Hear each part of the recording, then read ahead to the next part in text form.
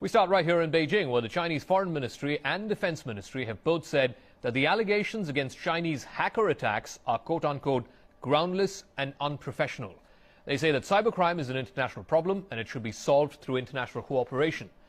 It says that China has also been a major victim of cyber attacks.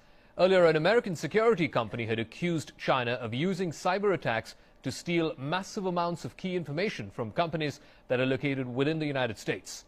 Our correspondent Sean Calebs has more. In the world of cyber attacks, the stakes don't get much higher. The accusation: the Chinese military has hacked hundreds of terabytes, huge amounts of valuable data, from some 141 companies and organizations in the United States. That's the finding from an exhaustive study by a U.S.-based cybersecurity firm called Mandiant, which says the assault has been going on for years. What the report does is it details a massive cyber espionage campaign. As you said, it takes place over about 6 years. And the actors are a group that we call Advanced Persistent Threat 1, or APT1. Mandiant says its evidence is damning. And the hacking has targeted companies such as Coca-Cola, as well as U.S. military technology and critical American infrastructure, power grids, water lines, and oil and gas lines. Mandiant's report says all the computer hacking can be traced back to this nondescript building in a rundown section of Shanghai.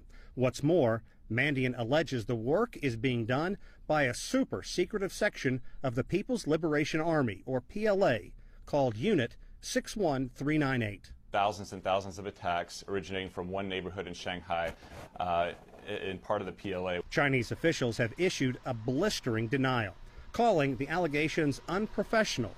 They say the Mandiant report fails to acknowledge China's efforts to crack down on hacking or discuss the number of cyber attacks that the Chinese say originate in the U.S.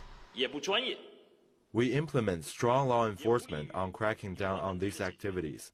China is also a victim of hackings and cyber attacks, and the number of attacks has been increasing on the yearly basis. He says some 14 million Chinese computers have been targeted by hackers, and many of those attacks can be verifiably traced back to the U.S.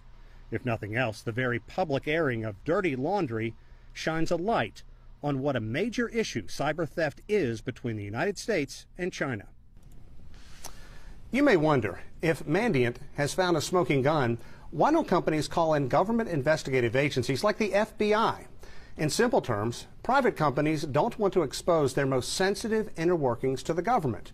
More often than not, they would prefer to handle the investigation internally and get back to doing what they do best, making money. Sean Calebs, CCTV, Washington.